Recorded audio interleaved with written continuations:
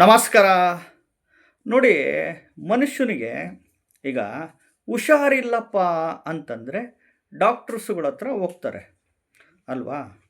ಈಗ ಮನುಷ್ಯನಿಗೆ ಸಮಸ್ಯೆಗಳು ಬಂದಾಗ, ಏನೋ ಹಣಕಾಸಿನ ಸಮಸ್ಯೆನೋ, ಸಾಲ ಬಾಧೆನೋ, ಕೊಟ್ಟಿರೋ ಹಣ ವಾಪಸ್ ಬರ್ದಲೇ ಇದ್ದಾಗ, ಆ, ಆ, ಮದುವೆ ಆಗ್ದಲೇ ಇದ್ದಾಗ, ಉದ್ಯೋಗಗಳು ಸಿಗದಲೇ ಇದ್ದಾಗ, ಹಣಕಾಸಿನ ಸಮಸ್ಯೆ, ಸಾಲ ಬಾಧೆಗಳು, ಮೇಲಿಂದ ಸಮಸ್ಯೆಗಳು, ಅನಾರೋಗ್ಯದ ಸಮಸ್ಯೆಗಳು ಬಂದಾಗ, ಈ ಒಂದೆಲ್ಲ ರಿಲೇಟೆಡ್ಸ್ಗಳು ಸಮಸ್ಯೆ ಯಾಕೆ ಹಿಂಗಾಗುತ್ತೆ, ನಮ್ಮ ಗ್ರಹಗತಿಗಳು ಸರಿದವೋ ಇಲ್ಲೋ ಅಂತ ಜ್ಯೋತಿಷ್ಯಗಳು ಮೊರೆ ಹೋಗೋದಂತೂ ನಿಜ.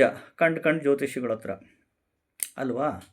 ಈಗ ಈ ಕಂಡು ಜ್ಯೋತಿಷ್ಯಗಳು ಮೊರೆ ಹೋಗೋ ಬದಲು ನೀವೇ ದೇವಸ್ಥಾನಕ್ಕೆ, ಈ ದೇವಸ್ಥಾನಗಳಿಗೆ ಹೋಗಿ ವರ್ಷಕ್ಕೆ ಒಂದು ಬಾರಿ ಹೋಗಿ ದೇವ್ರನ್ನ ಡಿಮ್ಯಾಂಡ್ ಮಾಡಿ ಕೇಳ್ಕೊಳ್ಳಿ. ಯಾವ ದೇವಸ್ಥಾನಗಳು ಅಂತ ಹೇಳ್ತೀನಿ. ಮೊದಲು ಹೊಸ್ದಾಗಿ ವಿಡಿಯೋ ನೋಡ್ತಾ ಇದ್ದವರು ಚಾನಲ್ ಸಬ್ಸ್ಕ್ರೈಬ್ ಮಾಡ್ಕೊಳ್ಳಿ. ವಿಡಿಯೋ ಇಷ್ಟ ಆದರೆ ಲೈಕ್ ಮಾಡಿ, ಶೇರ್ ಮಾಡ್ಕೊಳ್ಳಿ.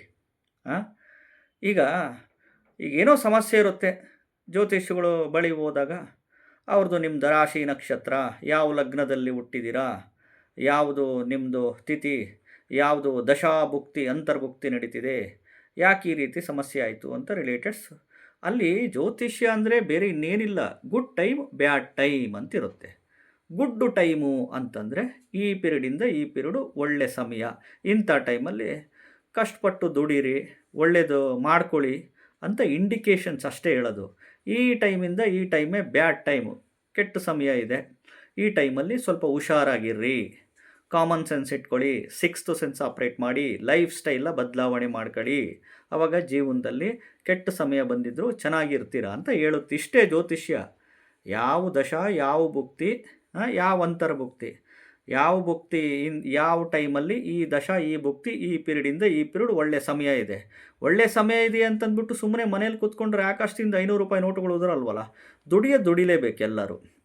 ಅಂಥ ಟೈಮಲ್ಲಿ ಇನ್ನೂ ಸ್ವಲ್ಪ ಎನ್ಹಾನ್ಸ್ಮೆಂಟ್ ಮಾಡ್ಕೊಳ್ಲಿಕ್ಕೆ, ಫೈನಾನ್ಷಿಯಲ್ ಎನ್ಹಾನ್ಸ್ಮೆಂಟು, ಮದುವೆ ವಿಚಾರ, ಇನ್ನೊಂದಕ್ಕೆ ನಮ್ಮದೊಂದು ಶ್ರಮ ಅನ್ನೋದೊಂದು ಬೇಕು, ಎಫರ್ಟ್ ಅನ್ನೋದೊಂದು ಬೇಕು. ಬ್ಯಾಡ್ ಟೈಮ್ ಬಂದಾಗ ಸ್ವಲ್ಪ ಹುಷಾರಾಗಿರಬೇಕು. ಆ ಟೈಮುಗಳಲ್ಲಿ ನೋಡ್ಕೊಂಡು ಕೆಲಸ ಮಾಡೋದು, ಇನ್ನೊಂದು ಮತ್ತೊಂದು ಮಾಡೋದು, ಇನ್ವೆಸ್ಟ್ಮೆಂಟ್ ದೊಡ್ಡದಾಗಿ ಮಾಡೋ ಬದಲು ಸ್ವಲ್ಪದಲ್ಲಿ ಮಾಡಿ ಒಂದು ಎಚ್ಚರಿಕೆಯಿಂದ ಇರಬೇಕು. ಇಷ್ಟೇ ಜ್ಯೋತಿಷ್ಯ ಅಂದರೆ ಕತ್ತಲಿನಿಂದ ಬೆಳಕಿನೆಡೆಗೆ ತೋರಿಸುವ ಮಾರ್ಗದರ್ಶನ, ಗೈಡೆನ್ಸ್ ಅಷ್ಟೇ.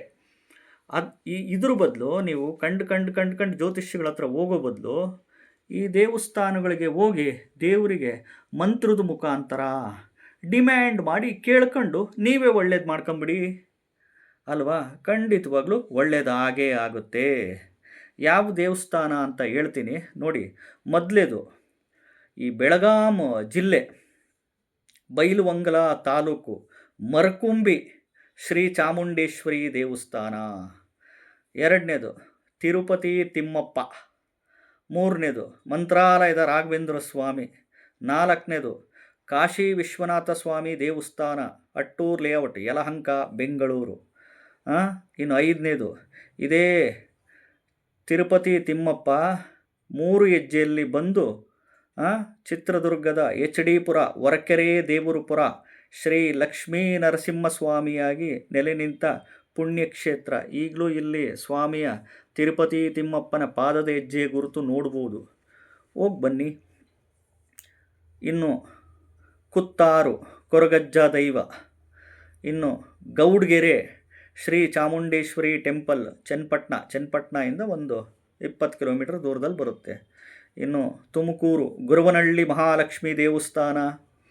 ಇನ್ನು ಮಂಗಳೂರು ಮಂಗಳಾದೇವಿ ದೇವಸ್ಥಾನ, ಧರ್ಮಸ್ಥಳದ ಮಂಜುನಾಥೇಶ್ವರ ಸ್ವಾಮಿ ದೇವಸ್ಥಾನ, ಮೈಸೂರು ಚಾಮುಂಡೇಶ್ವರಿ, ಹಾಸನಾಂಬೆ, ಮತ್ತು ನಂಜನಗೂಡು ನಂಜುಂಡೇಶ್ವರ, ಮತ್ತು ಮಹಾರಾಷ್ಟ್ರದ ಶನಿಸಿಂಗನಾಪುರ. ಇನ್ನು ಶಿರಸಿ ಮಾರಿಕಾಂಬ, ಕೊಲ್ಲೂರು ಮೂಕಾಂಬಿಕೆ, ಉಕ್ಕುಡುಗಾತ್ರೆ ಅಜ್ಜಯ್ಯ. ಇನ್ನು ಈ ಮಾಟ ಮಂತ್ರ ಆಗಿದೆ, ವಾಮಾಚಾರ ಆಗಿದೆ, ದುಷ್ಟ ಶಕ್ತಿಗಳ ಪ್ರಯೋಗ ಆಗಿಬಿಟ್ಟಿದೆ ಅಂತಂದ್ಬಿಟ್ಟು ಆ ಒಂದು ರಿಲೇಟೆಡ್ಸು ಮಾತಾಡ್ತಿರ್ತೀರ. ಅದಕ್ಕೆ ಉಕ್ಕುಡುಗಾತ್ರೆ ಅಜ್ಜಯ್ಯ, ಗುಲ್ಬರ್ಗಾದ ಹತ್ರ ಗಾಣಗಾಪುರ, ದತ್ತಕ್ಷೇತ್ರ, ಇಂಥ ಒಂದು ದೇವಸ್ಥಾನಗಳಿಗೆ ವರ್ಷಕ್ಕೆ ಒಂದು ಬಾರಿ ಹೋಗಿ ಮಂತ್ರದ ಮುಖಾಂತರ ನಿಮಗೆ ಯಾವ್ಯಾವ ಮಂತ್ರ ಬರುತ್ತೆ, ನಿಮಗೆ ಹೆಂಗೆ ಬರುತ್ತೋ ಆ ಮಂತ್ರದ ಮುಖಾಂತರ ಕೇಳ್ಕೊಳ್ಳಿ. ಜಸ್ಟ್ ಓಂ ನಮಃ ಶಿವಾಯ, ಓಂ ನಮೋ ನಾರಾಯಣಾಯ, ಸಣ್ಣ ಸಣ್ಣ ಮಂತ್ರದ ಮುಖಾಂತರ ಕೇಳ್ಕೊಳ್ಳಿ. ದೇವರು ಹಂಗೇ ಮಂತ್ರ ಹೇಳು, ಹಿಂಗೇ ಮಂತ್ರ ಹೇಳು ಅಂತ ಹೇಳಲ್ಲ. ಓಂ ಗೋವಿಂದಾಯ ನಮಃ, ಗೋವಿಂದ ಗೋವಿಂದ ಅಂತ ಕೇಳ್ಕೊಳ್ಳಿ. ದೊಡ್ಡ ದೊಡ್ಡ ಮಂತ್ರಗಳೆಲ್ಲ ಇದ್ದಾವೆ, ಸ್ತೋತ್ರಗಳು, ಅವನ್ನೆಲ್ಲ ಅವು ಹೇಳಕ್ಕೆ ಬರಲಿಲ್ಲ ಅಂದರೆ ಚಿಕ್ಕದಾಗಿ ಕೇಳ್ಕೊಳ್ಳಿ. ನಿಮಗೆ ನೀವೇ ಒಳ್ಳೇದು ಮಾಡ್ಕೊಬೇಕಷ್ಟೇ, ಯಾರೂ ಒಳ್ಳೇದು ಮಾಡಲ್ಲ ನಿಮಗೆ. ಜ್ಯೋತಿಷ್ಯ ಅಂದರೆ ಕತ್ತಲಿನಿಂದ ಬೆಳಕಿನೆಡೆಗೆ. ರಾಶಿ ನಕ್ಷತ್ರ, ಲಗ್ನ, ದಶಾಭುಕ್ತಿ, ಅಂತರ್ಭುಕ್ತಿ, ಗುಡ್ ಟೈಮ್ ಬ್ಯಾಡ್ ಟೈಮ್ ಅಷ್ಟೇ. ಗುಡ್ ಟೈಮ್ ಬಂದಾಗ ಒಳ್ಳೆಯ ಸಮಯ ಇರುತ್ತೆ. ಅಂಥ ಟೈಮಲ್ಲಿ ಚೆನ್ನಾಗೆ ಒಂದು ಮೇಲ್ ಬರಲಿಕ್ಕೆ ಇನ್ನೂ ಸಾಕಷ್ಟು ಪ್ರಯತ್ನಗಳು ಪಡಬೇಕಾಗುತ್ತೆ. ಈಗ ಮನುಷ್ಯನಿಗೆ ಆಸೆ, ಕಂಡಿದ್ದೆಲ್ಲ ಬೇಕು, ನೋಡಿದ್ದೆಲ್ಲ ಬೇಕು, ಕೇಳಿದ್ದೆಲ್ಲ ಬೇಕು, ಎಷ್ಟಿದ್ರೂ ಆಸೆ. ಒಳ್ಳೆಯ ಸಮಯ ಬಂದಾಗೂ ಇನ್ನೂ ಬೇಕು, ಇನ್ನೂ ಬೇಕು, ಇನ್ನೂ ಬೇಕು ಅಂದರೆ ದೇವ್ರು ಎಷ್ಟು ಕೊಡ್ತಾನೆ, ಅಷ್ಟು ಕೊಡ್ತಾನೆ. ಕೆಟ್ಟ ಸಮಯ, ಬ್ಯಾಡ್ ಟೈಮ್ ಅಂದರೆ ಆ ಟೈಮಲ್ಲಿ ಹುಷಾರಾಗಿರಬೇಕು. ಇನ್ವೆಸ್ಟ್ಮೆಂಟ್ ಮಾಡೋದು ಕಡಿಮೆ ಮಾಡ್ಕೊಬೇಕು, ಕೆಲಸಗಳು ಮಾಡ್ಕೊಬೇಕು, ಒಂದು ಸ್ಪಿರಿಚುವಲ್ ಆಗಿ ಇರಬೇಕು, ಆಧ್ಯಾತ್ಮಿಕವಾಗಿ ಮಂತ್ರಗಳು, ಪೂಜೆ ಪುನಸ್ಕಾರ, ದೇವ್ರ ದರ್ಶನ, ಈ ಒಂದು ರಿಲೇಟೆಡ್ಸ್ ಮಾಡ್ಕೊಬೇಕು. ಮತ್ತು ಕಾಮನ್ ಸೆನ್ಸ್ ಇರಬೇಕು, ಸಿಕ್ಸ್ತ್ ಸೆನ್ಸ್ ಆಪ್ರೇಟ್ ಮಾಡಬೇಕು, ಲೈಫ್ ಸ್ಟೈಲ್ನ ಬದಲಾವಣೆ ಮಾಡ್ಕೊಬೇಕು. ಎಲ್ಲಿವರೆಗೂ ನಿಮಗೆ ನೀವು ಜ್ಯೋತಿಷಿಗಳು ಆಗಲ್ವೋ ಅಲ್ಲಿವರೆಗೂ ಸಮಸ್ಯೆಗಳೇ ಅಂತ ಇರ್ತೀರ. ಎಲ್ಲದಕ್ಕೂ ಭಗವಂತ ಎಲ್ಲ ಸಮಸ್ಯೆಗೂ ಒಂದು ಪರಿಹಾರಗಳು ಅಂತ ಇಟ್ಟಿರ್ತಾನೆ, ಸಣ್ಣ ಪುಟ್ಟ ಪರಿಹಾರ ಅಂತ ಅಟ್ಲೀಸ್ಟ್ ವರ್ಷಕ್ಕೊಂದ್ಸರಿ ದೇವಸ್ಥಾನಕ್ಕೆ ಹೋಗಬೇಕು, ದೇವ್ರಿಗೆ ಕೇಳ್ಕೊಬೇಕು, ತಪ್ಪುಗಳು ಮಾಡಿದರೆ ತಿದ್ಕೊಬೇಕು, ಮತ್ತೆ ಪುನಃ ತಪ್ಪುಗಳು ಮಾಡೋಕ್ಕೆ ಹೋಗಬಾರ್ದು. ಈ ರೀತಿ ದೇವ್ರ ಮೊರೆ ಹೋಗಿ ಕೇಳ್ಕೊಬೇಕು ಅಷ್ಟೇ. ಅಲ್ಲೆಲ್ಲೂ ಹೋಗೋಕ್ಕಾಗಲ್ಲ ಅಂತಂದರೆ ತಂದೆ ತಾಯಿನೇ ದೇವರು, ಅವ್ರ ಕಾಲಿಗೆ ಬಿದ್ದೇ ನಮಸ್ಕಾರ ಮಾಡ್ಕೊಳ್ಳಿ. ಒಂದು ಮಂತ್ರಗಳು ಅಲ್ಲೂ ಹೋಗೋಕ್ಕಾಗಲ್ಲ ಅಂದರೆ ಮನೆಯಲ್ಲೇ ಮಂತ್ರಗಳು ಹೇಳ್ಕೊಂತ ಹೋಗಿ. ಕನಕದಾರ ಸ್ತೋತ್ರನೋ, ಹನುಮಾನ್ ಚಾಲೀಸೋ, ಯಂತ್ರೋದ್ಧಾರಕ ಹನುಮ ಸ್ತೋತ್ರನೋ, ಗಜೇಂದ್ರ ಮೋಕ್ಷನೋ, ಲಕ್ಷ್ಮೀನಾರಾಯಣ ಹೃದಯ ಸ್ತೋತ್ರನೋ, ಶ್ರೀ ಸೂಕ್ತಮೋ, ವಿಷ್ಣು ಸಹಸ್ರನಾಮ ಸ್ತೋತ್ರನೋ, ಲಲಿತ ಸಹಸ್ರನಾಮ ಸ್ತೋತ್ರನೋ, ಶಿವಾಷ್ಟೋತ್ತರ ಶತನಾಮಾವಳಿನೋ, ಶಿವ ಸಹಸ್ರನಾಮನೋ, ಈ ರೀತಿ ಮಂತ್ರಗಳು ಮನೆಯಲ್ಲಿ ಹೆಚ್ಚಾಗಿ ಪಠಣೆ ಮಾಡಿ.